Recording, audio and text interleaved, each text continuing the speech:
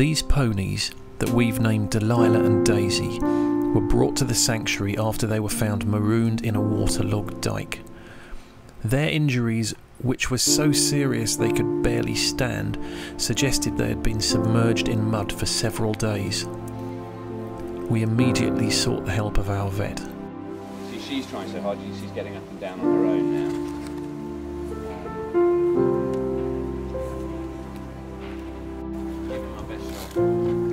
As we film this, their lives are hanging in the balance.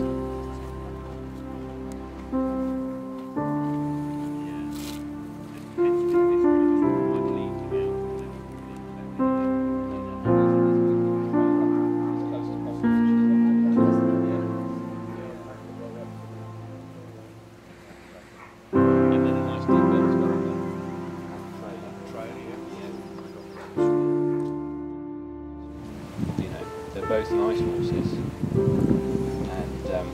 and they're trying. So, but I think it is going to be an all-out treatment sort of thing. Well, the good thing is, Wendy, her heart rate has come down from yesterday. What is it now? It's now about 68, right. And it was 80 yesterday when Katie first saw her.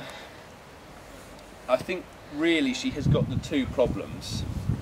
The myopathy, the muscle damage from being in the ditch and being stuck down, and then on top of that she's got a really bad generalised infection. You can see how fat and thick all her legs are, and these awful wounds.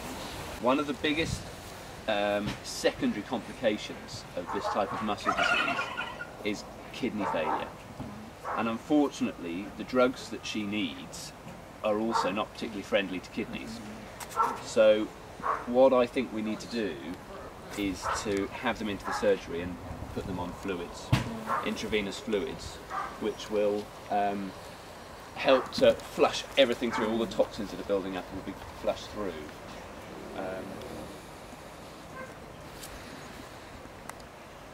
What I'm feeling for here is a digital pulse, which is like us having a throbbing fingernail when we bash our thumb with a hammer. And it suggests that there's pain in her feet, and there is in all four. Now, that is probably a version of laminitis.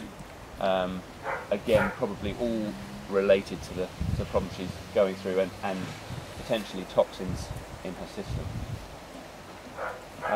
But she's looking brighter than yesterday. When did she last have any pain relief? Which one? This one? Delilah. This morning. She had two this morning. Fine. And she had the pace last night, and nothing since then. So that's quite good as well. You know, that she's looking relatively comfortable. She's looked fairly bright in her face, you know, all along. The whole time. Yeah. I mean, I think the problem is with these cases, there's a long road ahead, and sometimes they don't make it, and that's the difficult thing, to make that decision as to whether it's fair to put them through more suffering and then end up losing the battle in a week's time, or whether they deserve a go, and it's a judgment call. But I think if you're willing, then I think we should try.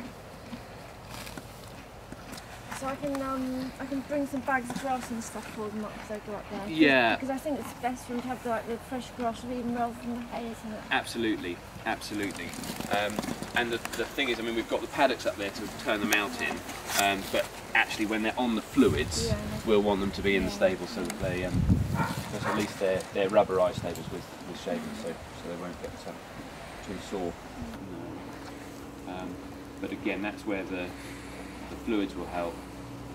This vasodilator will help, the pain relief will help, and we'll probably try and get some sort of support under her feet as well.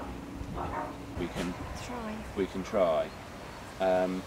And definitely they both deserve it, you know.